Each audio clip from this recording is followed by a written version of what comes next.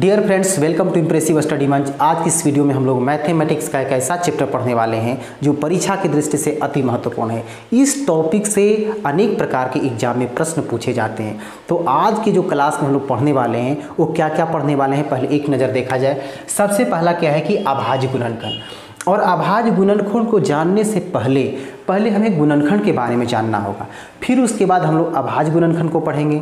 फिर उसके बाद अभाज्य गुणनखंड की संख्या को हम कैसे निकालेंगे, उसका तरीका क्या होगा। और इससे संबंधित क्या है कि एक और टॉपिक आता है जिसका नाम है सार्व गुणनखंड। तो सार्व गुणनखंड भी परीक्षा में पूछा जाता है। तो इन सारी चीज़ों को हम आज के क्लास में जानने वाले हैं। तो सबसे पहले क्या है कि हम जानेंगे गुणनखंड के बारे में कि आखिर गुणनखंड क्या होता है, गुणनखंड किसे कहते हैं। तो गुणनखंड क्या है, वे सभी संख्याएं जो दी हुई संख्या को क्या करता है, पूरा का पूरा विभाजित कर देता है। तो उन सभी संख्याओं को क्या कहते हैं, दी हुई संख्या का गुणनखंड कहते हैं। अब इसे समझा जाए क्वेश्चन इस प्रकार, अगर मान लिया जाए कि पूछेगा कि 12 है तो 12 का गुणनखंड क्या होगा। ध्यान रखना है, अभाज्य गुणनखंड और गुणनखंड दोनों में अंतर है, कंफ्यूज नहीं करना है। क्वेश्चन पूछेगा कि गुणनखंड क्या होगा, अब आप क्या करेंगे, अभाज्य गुणनखंड को लगा देंगे तो गलत हो जाएगा। क्या करना है, हमें जैसा क्वेश्चन पूछ रहा है उसी के अनुसार हमको जवाब इसका निकालना है। तो गुणनखंड पूछ रहा है तो गुणनखंड क्या बताए कि वे सभी संख्याएं, चाहे वो सम संख्या हो, विषम संख्या हो, अभाज्य संख्या हो, भाज्य संख्या हो, क्या करता हो, ये दी हुई संख्या को पूरा का पूरा काट देता हो। तो उन सभी संख्याओं को क्या कहेंगे, दी हुई संख्या का गुणनखंड। तो 12 का गुणनखंड देखा जाए, 12 का गुणनखंड किस प्रकार निकलेगा। तो 12 कौन कौन सी संख्या से कट रहा है, तो 1 से कट रहा है। एकदम शुरुआत से चलेंगे, 1 से चलना है। तो 12 1 से 12 कट जा रहा है, 1 हो गया। 2 से भी कटता है, 2 छक 12, 2 भी हो गया। 3 से कट रहा है, 3 चौके 12, तो 3 भी हो गया। 4 से कट रहा है तो 4 भी इसका गुणनखंड हो गया।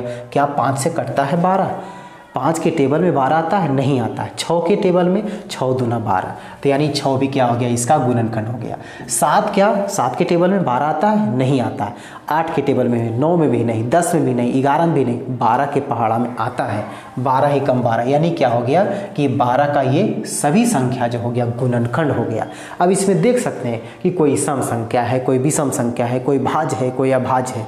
तो यानी गुणनखंड में क्या है कि ये नहीं देखना है कि हमको अभाज्य संख्या केवल लिखना है, ये नहीं देखना है कि हमको केवल सम संख्या लिखना है, मैंने सभी संख्या को लिखना है एकदम एक से। कौन कौन ऐसी संख्या है जो दी हुई संख्या को पूरा का पूरा काट देता है। तो ये 12 का गुणनखंड हो गया। अगला क्वेश्चन मान लिया जाए किस प्रकार है, मान लिया कि यहाँ पर 40 लिख दिया। 40 का गुणनखंड क्या होगा, 40 का गुणनखंड। तो गुणनखंड क्या होगा 40 का, कितना से कटता है, तो सबसे पहले 1 से चलेंगे। तो 1 से सभी संख्या कट जा रहा है। फिर 2 से 20 दूना 40 कट गया। 3 से नहीं कटता है, 4 से 4 दहा 40, 5 से 5 अट्ठे 40, ठीक है। 6 से नहीं, 7 से नहीं, 8 से 8 पचे 40, 9 से नहीं, 10 से 10 चौके 40, फिर कितना 20 दूना 40, और फिर क्या है सीधे 40 से कम 40। तो ये हो गया इसका गुणनखंड। अब एक क्वेश्चन और ले लेते हैं, जैसे मान लिया जाए कि यहाँ पर कितना लिख दिया जाए, 38 लिख दिया जाए, ठीक है। 38 का गुणनखंड क्या होगा, एक क्वेश्चन इसको भी चेक कर लेते हैं। तो 38 कितना से कट रहा है, 1 से। क्या 2 से 38 कटता है, 19 दूना 38, यानी इसमें उस संख्या से भाग देकर के देखेंगे कि पूरा का पूरा कटना चाहिए, शेषफल 0 आ जाना चाहिए। 2 से कटता है 19 दूना 38, 3 से कटता है, नहीं कटता है। 4 से, 5 से, 6 से, 7 से, 8 से, 9 से, 10 से, 11 से, 12 से, इस सब से नहीं कटता है। सीधे कितना से कट रहा है, 19 दूना 38 और लास्ट में 38 से कम 38। जब यहाँ देख रहे हैं कि वही संख्या लास्ट में आ गया, इसका मतलब इसके आगे कोई भी संख्या इसको विभाजित नहीं करेगा। तो ये हो गया गुणनखंड, ये गुणनखंड निकालने का तरीका हो गया। अब इसके बाद आता है अभाज्य गुणनखंड। तो अभाज्य गुणनखंड किस प्रकार निकालेंगे, अभाज्य गुणनखंड, अभाज्य गुणनखंड। अब अभाज्य गुणनखंड को क्या करना है, इसको समझने के साथ साथ गुणनखंड को भी लेकर के चलना है। दोनों में अंतर समझना है कि गुणनखंड क्या था और अभाज्य गुणनखंड क्या था। तो गुणनखंड तो हमने समझ लिया, लेकिन इसमें अभाज्य मिला हुआ है। अभाज्य का मतलब हम पिछली कक्षा में अभाज्य संख्या के बारे में जान चुके हैं कि वे सभी संख्याएं जो केवल 1 से कटता हो और स्वयं संख्या से कटता और किसी संख्या से नहीं कटता है। तो वही क्या है कि जो संख्या दिया हुआ रहेगा, सेम यही क्वेश्चन हम लिखते हैं कि 12 को अगर हमको अभाज्य गुणनखंड निकालना है तो देखिए दोनों में क्या अंतर होगा, ठीक है। 12 का अभाज्य गुणनखंड, अभाज्य गुणनखंड। अब इसमें क्या करना है, इसमें तो गुणनखंड था तो एक से हम चले सभी संख्याओं को लेकर के और देखें कि कौन कौन सी संख्या से कट रहा है। लेकिन अभाज्य गुणनखंड कह रहा है तो हम केवल अभाज्य संख्या को ही देखेंगे, इसके अलावा और किसी संख्या को नहीं देखेंगे। तो इसके लिए क्या करना होगा, ये 12 है तो 12 क्या होगा, 12 को हम 2 से लगाएंगे, ठीक है ना। 2 अभाज्य संख्या है क्योंकि 2 एक से कटता है और केवल अपने से कटता है और किसी से नहीं कटता है। सबसे छोटी अभाज्य संख्या 2 है। 6 दूना 12, 2 से लगाएं तो 3 और 3 से लगाएं तो 3 एकम 3। अब यहाँ पर ये देखा जाए कि इसमें जो संख्या से लगाए हैं क्या ये अभाज्य संख्या है कि कोई दूसरी संख्या है। ये अभाज्य संख्या है क्योंकि सिंगल एक से कट रहा है और क्या है कि अपने आप से कट रहा है और किसी से नहीं कट रहा। एक जो है सो अभाज्य संख्या नहीं है। हमको इसमें किसको लिखना है, केवल अभाज्य को लिखना है। तो केवल अभाज्य संख्या कौन कौन है, 2 गुने 2 गुने 3, बस यही ना आया है, यही 3 आया है। तो इसको हम इस ढंग से भी लिख सकते हैं, जो 2 है अगर 2 कितना बार आया है, 2 बार आया तो 2 बार लिख दी, मानी इसके पावर में 2। 3 कितना बार है, 1 बार, तो इसका पावर हम 1 लिख भी सकते हैं और नहीं भी लिख सकते हैं, ठीक है ना, उसका मतलब सेम है। अब दूसरा क्वेश्चन लेते हैं। जैसे मान लिया जाए कि यहाँ पर 40 है तो 40 का अभाज्य गुणनखंड, 40 का अभाज्य गुणनखंड। अब इसमें देखा जाए तो 40 को निकाल करके देखते हैं। तो 40 को किस तरह से निकालेंगे, तो 2 से लगाते हैं तो 20 दूना 40, 2 से लगाते हैं तो 10 दूना 20, 2 से लगाते हैं तो कितना हो जाएगा 5। अब 5 से लगाएं तो 5 एकम 5। देखिए आप लोग के दिमाग में ये चल रहा होगा कि आप 2 से क्यों लगा रहे हैं, ये तो 4 से भी कट रहा है तो हम 4 से क्यों नहीं लगाएंगे, 8 से भी कट रहा है तो 8 से क्यों नहीं लगाएंगे। नहीं, क्योंकि हमको यहाँ अभाज्य संख्या चाहिए। आप अगर 4 से लगाएंगे तो 4 क्या है, 4 तो अभाज्य संख्या है क्योंकि 4 जो है सो 1 से भी कट रहा है, 2 से भी कट रहा है और क्या है कि 4 से भी कट रहा है। ठीक क्या है, ये तो भाज्य संख्या होगी क्योंकि 1 से भी कटा, अपने से भी कटा और किसी दूसरे से भी कट गया। तो हमको क्या करना है, केवल अभाज्य संख्या को लेकर के चलना है, ठीक है। तो इसमें अभाज्य गुणनखंड के रूप में आया कौन कौन, तो 2 गुने 2 गुने 2 गुने 5, 2 गुने 2 गुने 2 गुने 5। एक को नहीं लिखना है क्योंकि एक अभाज्य संख्या नहीं है। अब इसको क्या है, इसको पावर के रूप में भी लिख सकते हैं। तो 2 कितना बार आया है, 1 2 3 बार आया तो पावर 3 दे देंगे। 5 एक बार है तो 5 को इस ढंग से लिखें, चाहे पावर में 1 लिख दें, कोई दिक्कत नहीं है। एक क्वेश्चन और इसमें समझा जाए। जैसे मान लिया जाए कि यहाँ पर 150 है तो 150 का जो अभाज्य गुणनखंड होगा वो कितना होगा, इसको किस प्रकार निकालेंगे। तो 150 का अभाज्य गुणनखंड देखा जाए तो इसको सबसे पहले मिटा देते हैं और 150 का माने 150 का। तो क्या ध्यान रखना है हमको, अभाज्य संख्या पूछ रहा है इसमें, तो अभाज्य संख्या से ही लगाना है। तो इसमें क्या है कि 2 से तो कट जा रहा है, लास्ट में 0 है तो 75 दूना 150, लास्ट में 5 है तो इसमें क्या है कि 75 3 से भी कट रहा है और 5 से भी कट रहा है। 3 भी अभाज्य संख्या है तो 25 दिया 75। अब क्या है कि 5 भी अभाज्य संख्या 5 से कट रहा है तो 5 एकम 5, ठीक है ना। ये तो भाग देना बिल्कुल आसान है। अब इसमें क्या है कि जो देखेंगे जो भाग लगाए हैं वो संख्या वो भाज्य संख्या है कि अभाज्य संख्या। हमको केवल अभाज्य संख्या चाहिए क्योंकि हमको अभाज्य गुणनखंड निकालना है। तो अभाज्य संख्या कौन है, ये सभी अभाज्य संख्या है। कौन कौन है, 2 है, 3 है, 5 है, फिर 5 है। तो इसको पावर के रूप में लिख दिया जाए तो यानी 2 सिंगल है, 3 भी सिंगल है और 5 क्या है, 5 2 है तो इसका मतलब 5 का पावर 2 हो गया। इस ढंग से क्या है कि अभाज्य गुणनखंड निकाला जा सकता है। यही है अभाज्य गुणनखंड निकालने का तरीका। अब इसके बाद क्या है, अगर क्वेश्चन पूछेगा कि इसमें अभाज्य गुणनखंडों की संख्या कितनी है, ये तो अभाज्य गुणनखंड का रूप हो गया, ठीक है। लेकिन अभाज्य गुणनखंड की संख्या पूछेगा। क्वेश्चन क्या है कि परीक्षा में जो क्वेश्चन पूछने का तरीका होता है, इसको केवल लिख देगा कि 12 के अभाज्य गुणनखंड की संख्या कितनी है या 150 के अभाज्य गुणनखंड की संख्या कितनी है। तो देखिए 150 को हम अभाज्य गुणनखंड निकालने हैं तो क्या है कि 2 3 5 और 5 तो 1 2 3 4। तो 150 के जो अभाज्य गुणनखंड आया ये क्या हो गया, इस ढंग से होगा कि इसका अभाज्य गुणनखंड की संख्या 4 है। अब इसमें अगर पूछेगा 12 में तो 12 में कितना निकाले थे, 12 का निकाले थे ना, 2 से 6 2 से 3 फिर क्या है 3, यानी कितना हो गया ये 1 2 3। तो इसका संख्या हो गया अभाज्य गुणनखंडों की संख्या 3। अब देखिए परीक्षा में पूछने का जो क्वेश्चन पूछने का तरीका होता है किस प्रकार का होता है। क्वेश्चन इस प्रकार रहेगा कि अभाज्य गुणनखंडों की संख्या ज्ञात करें।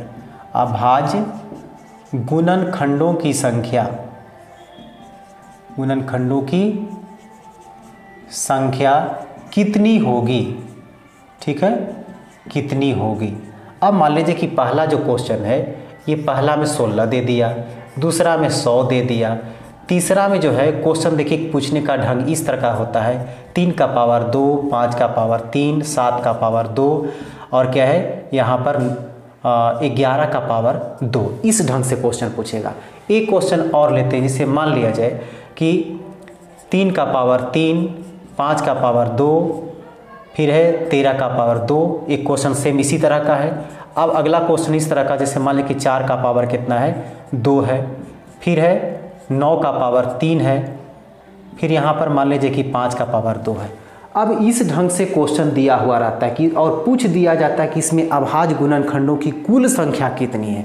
तो जब इस ढंग से दिया हुआ रहेगा तो इसको तो अभी हम हल करके बताए कि 16 अगर दिया हुआ है तो 16 को आपको निकालना पड़ेगा।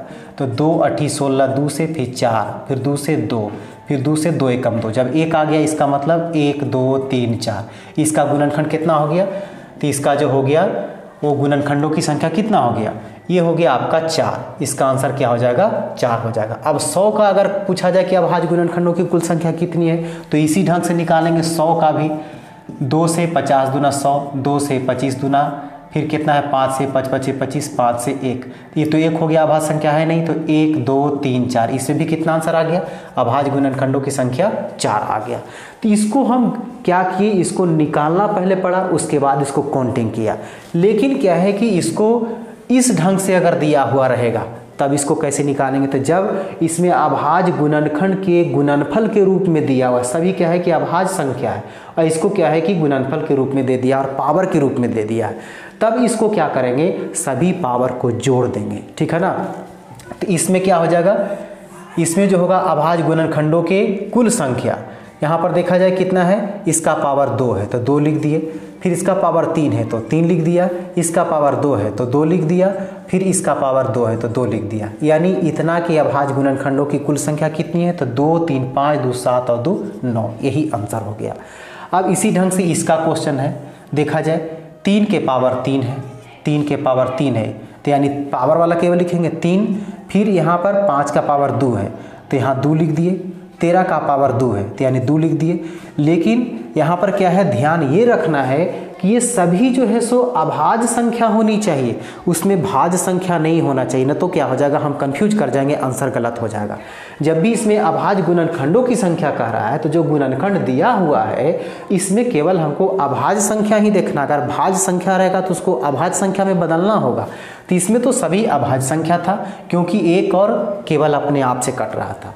तो इसको क्या करेंगे, 3 2 5 और 2 7 इसका आंसर हो गया। लेकिन कंफ्यूज करने वाला क्वेश्चन देखिए इस ढंग से रहता है। अब पूछ रहा है क्वेश्चन की अभाज्य गुणनखंडों की कुल संख्या कितनी है, लेकिन यहाँ पर अभाज्य संख्या है नहीं, केवल ये 5 अभाज्य संख्या दिया हुआ है। तो इसको कैसे ज्ञात करेंगे? तो जो भाज्य संख्या है उसको हमको अभाज्य में बदलना है। तो यानी 4 भाज्य संख्या है, क्योंकि एक से भी कटता है, अपने से भी कटता है और किसी दूसरे से भी कट जाता है। तो इसको क्या करना है, पहले अभाज्य संख्या में 2 दूना 4, 2 एकम 2, तो कितना आ गया, ये 2 गुने 2 आया। तो इसको इस ढंग से समझा जाए, पहले 4 को अगर हम तोड़ें अभाज्य में तो 2 गुने 2 हुआ, इसका पावर 2 लिख देना है। 9 को तोड़ेंगे तो कितना होगा, इसका भी आएगा 3 गुने 3 आएगा, आ रहा है ना, 3 गुने 3 आ रहा है। इसका पावर कितना है, पावर 3 है। अब इसके बाद 5, ये तो अभाज्य संख्या है, तो अभाज्य संख्या जब है तो इसको सेम उसी ढंग से लिख देंगे। अब क्या करना है, जब ये अभाज्य संख्या के रूप में जब इसको तोड़े हैं तो पावर ये दोनों पर आ जाएगा। तो यानी 2 के पावर भी 2 हो जाएगा, ये भी 2 के पावर 2 हो जाएगा, 3 का पावर ये भी 3 हो जाएगा और ये भी 3 का पावर 3 हो जाएगा। यानी जितना ऊपर पावर रहेगा तो दोनों के ऊपर हो जाएगा। और ये तो 5 अलग है ही, इसका पावर 2 है। अब इसमें अभाज्य गुणनखंड की कुल संख्या कितनी हो जाएगी, तो केवल हमको पावर जोड़ देना है। तो इस पर 2 है, इस पर भी 2 है, इस पर 3 है, इस पर 3 है और इस पर 2 है। तो 2 और 2 4 और 3 7 और 3 10 और 2 कितना हो गया, 12। ये हो गया अभाज्य गुणनखंडों की कुल संख्या। तो क्वेश्चन जो पूछा जाता है परीक्षा में इसी ढंग का क्वेश्चन पूछा जाता है। अब इसमें क्या है कि एक क्वेश्चन और लेते हैं। जैसे मान लिया जाए छठा क्वेश्चन इस प्रकार रहेगा कि यहाँ पर 25 के पावर 2 दिया हुआ है, ठीक है, 3 का पावर कुछ नहीं है, ठीक है। अब यहाँ पर क्या है कि 7 के पावर 2 है। अब यहाँ पर जो है ये 10 के पावर 2 है। अब क्या करना है इसको, अभाज्य गुणनखंड के कुल संख्या निकालना है। तो इसमें पहले चेक करना है कि अभाज्य संख्या है कि नहीं है। जो अभाज्य संख्या रहेगा उसको सेम लिख देंगे और जो अभाज्य संख्या नहीं है तो उसको अभाज्य संख्या के रूप में पहले चेंज करेंगे। 25 क्या अभाज्य संख्या है? 25 1 से कटता है, 25 से भी कटता है और 5 से भी कटता है। इसका मतलब क्या है कि ये अभाज्य संख्या नहीं है। तो इसको पहले क्या करेंगे, 25 को हमको अभाज्य गुणनखंड के रूप में बदलना है। तो 5 पचे 25, तो कितना हो गया 5 एकम 5, ये कितना आ गया 5 गुने 5 हो गया। ये अभाज्य गुणनखंड के रूप में हुआ। जितना पावर है उतना लिख दिया। अब नीचे देखा जाए, इसमें 3 का पावर कुछ है? 3 का पावर कुछ नहीं, इसका मतलब 1 इसका छुपा हुआ है। 7 अभाज्य संख्या है तो इसको जैसे वैसे ही लिख देंगे। 10 देखिए 1 से भी कटता है, 2 से भी कटता है, 5 से भी कट रहा है और 10 से भी कट रहा है, यानी बहुत से संख्याओं से कट रहा है। तो ये अभाज्य नहीं है बल्कि भाज्य है। तो इसको क्या करना है, हमको अभाज्य संख्या में बदलना है। 2 पचे 10, अभी 5 से कट गया तो क्या है इसमें 2 और कौन आया 5 आया, इसका पावर 2। अब सब के पावर लिख देना है। ये 5 के पावर 2 और ये भी 5 के पावर 2, यानी दोनों संख्या पर पावर हो जाएगा। तो 5 के पावर 2 गुने फिर 5 के पावर 2, फिर 3 का पावर 1 और फिर 7 का पावर 2, 2 का पावर 2 और 5 का पावर 2, और सब के पावर को क्या करना है, जोड़ देना है। तो 2 2 4 और 1 5 और 2 7 और 2 9 और 2 11। इसको फिर से एक बार चेक कर लिया जाए। 2 2 4 2 6 1 7 और 2 9 और 2 11। तो इसका अभाज्य गुणनखंड की कुल संख्या कितना आ गया 11। ये था अभाज्य संख्या के गुणनखंडों को, कुल संख्या को निकालने का तरीका।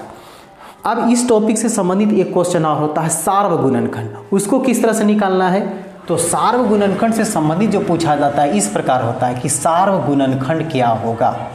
ठीक है, सार्व गुणनखंड क्या होगा।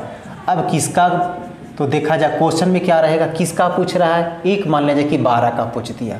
अब दूसरा पूछ 12 और यहाँ पर क्या है कि 36 का पूछ दिया। 12 और 36 का सार्व गुणनखंड कितना होगा। यहाँ 15 और यहाँ पर क्या है, ये 40 का पूछ दिया। इसका सार्व गुणनखंड क्या होगा। तो सार्व गुणनखंड, अभी हम लोग गुणनखंड के बारे में पढ़े, तो सार्व गुणनखंड का मतलब क्या हो गया कि दी हुई संख्या के गुणनखंडों में दोनों में जो संख्याएं मिलती है, जो सेम संख्या मिलनी चाहिए, वही जो संख्या मिलती है सार्व गुणनखंड कहलाता है। फिर से इसको समझा जाए, सार्व गुणनखंड किसे कहेंगे, तो दी हुई संख्या के गुणनखंड में, दोनों में दी हुई संख्या के गुणनखंड में जो संख्याएं मिलती है उसी संख्या को सार्व गुणनखंड कहा जाता है। अब देखा जाए, इसमें पहले तो 12 का गुणनखंड निकाल लेना है। 12 का गुणनखंड क्या होगा, तो 12 का गुणनखंड अभी क्या बताए कि वे सभी संख्याएं जो इसको काट दे पूरा का पूरा। तो 1 काट देता है, 2 काटता है, 3 काटता है, 4 काटता है, 6 काटता है और 12 काटता है। इसके बाद 36 का देखते हैं। 36 का गुणनखंड क्या होगा भाई, तो 36 के गुणनखंड में कौन कौन संख्या आएगा, तो 1 से कट रहा है, 2 से कट रहा है, 3 से कट रहा है, 3 से कटता है, 3 से कटता है 12 3 36, और फिर 4 से भी कटता है, 9 चौके 36, 5 से नहीं, 6 से 6 छक 36, 9 चौके 36, फिर 12 3 36, और फिर क्या है 18 दूना 36, और इसके बाद 36 से एक बार में कटेगा। यानी कहने का मतलब 12 का गुणनखंड इतना हुआ और 36 का गुणनखंड इतना हुआ। अब ये दोनों को सार्व गुणनखंड ज्ञात करना है। तो यहाँ पर 12 और 36 का सार्व गुणनखंड क्या होगा, सार्व गुणनखंड बराबर क्या होगा। अब देखा जाए दोनों में कौन कौन मिल रहा है, दोनों में देखा जाए 1 मिल रहा है, 1 हो गया। क्या 2 भी मिल रहा है, दोनों में 2 भी मिल रहा है, 2 भी हो गया। क्या 3 मिल रहा है, 3 भी मिल रहा है, तो 3 हो गया। क्या 4 मिल रहा है, 4 भी मिल रहा है, तो 4 हो गया। इसके बाद क्या है कि 6 मिल रहा है, तो 6 भी मिल रहा है। इसके बाद 12 भी मिल रहा है। क्या और कोई संख्या मिल रहा है, नहीं। तो जो संख्या दोनों में मिला वही क्या हो गया, इसका सार्व गुणनखंड हुआ। अब दूसरा क्वेश्चन देखते हैं। दूसरा में क्या पूछ रहा है, 15 और 40 का। देखिए इसको हम 48 कर देते हैं, ठीक है ना। अब दूसरा क्वेश्चन थोड़ा चेंज कर देते हैं, 15 और 48, 15 और 48, ठीक है ना। तो इसमें 15 का गुणनखंड, 15 का गुणनखंड, ठीक है, 15 का गुणनखंड। याद रखना है कि इसमें अभाज्य गुणनखंड नहीं कह रहा है, केवल गुणनखंड। तो गुणनखंड का मतलब क्या हो गया कि वे सभी संख्याएं, चाहे वो भाज्य हो या अभाज्य हो, जो दी हुई संख्या को पूर्णतः काट दे। अभाज्य गुणनखंड इसमें मिस्टेक से नहीं निकाल लेना है, ठीक है ना। गुणनखंड का मतलब सभी संख्या से देखना है। 1 से कटता है 15, 1 से भी कट रहा है, 3 से कट रहा है, 5 से कट रहा है, उसके बाद फिर कितना से 15 से कटता है। अब इसके बाद 48 को देखते हैं। 48 कितना से कटता है, तो 48 का गुणनखंड, तो 48 का गुणनखंड में कौन आएगा, 1 से 48 कटता है, 2 से भी कटता है 24 दूना 48, 3 से भी कटता है 16 × 48, फिर क्या है 4 से भी कटता है 12 चौकी 48, फिर क्या है 5 से नहीं 6 से 6 8 48, 7 से नहीं 8 6 48, 9 से नहीं 10 से नहीं 11 से नहीं 12 से 12 चौकी 48, फिर कितना से 13 14 15 16 3 48, फिर क्या है 24 दूना 48 और उसके बाद सीधा 48। अब हमको निकालना है 15 और 48 का क्या निकालना है, सार्वगुणनखंड। सार्वगुणनखंड अब देखा जाए, सार्वगुणनखंड का मतलब क्या कि जो दोनों में मिलता हो। ये जो गुणनखंड दोनों को जो प्राप्त हुआ, इसी दोनों में उस संख्या को खोजना है कि जो दोनों एक ही संख्या है। तो यानी 1 1 मिल रहा है दोनों में, तो 1 लिखा गया, ठीक है। और कौन मिल रहा है, तो 3 मिल रहा है। देखिए 3 मिल रहा है ना, तो 3 हो गया। और कोई संख्या मिल रहा है क्या, 5 मिलता है नहीं, 15 मिलता है नहीं, तो यही केवल हो गया ये 15 और 48 का सार्वगुणनखंड। यही था सार्वगुणनखंड निकालने का तरीका। यानी दी हुई संख्या का जब गुणनखंड हम निकालते हैं तो उसमें क्या है कि उन दोनों गुणनखंड में कौन कौन सी संख्या मिल रही है, वही संख्या क्या हो जाता है, दी हुई संख्या का सार्वगुणनखंड। उम्मीद है कि ये सारा चीज़ आपको समझ में आया होगा। तो इस वीडियो को लाइक कर दें और अधिक से अधिक ग्रुप में शेयर करें। और यदि इस चैनल पर अभी तक आप नए हैं तो इसे सब्सक्राइब करना ना भूलें और नोटिफिकेशन का बेल आइकन जरूर दबा दें, ताकि इस तरह का क्लास जब भी अपलोड हो तो सीधा नोटिफिकेशन के माध्यम से आप तक बहुत जल्दी पहुंच सके। फिर मैं अगले टॉपिक लेकर के अगले क्लास में।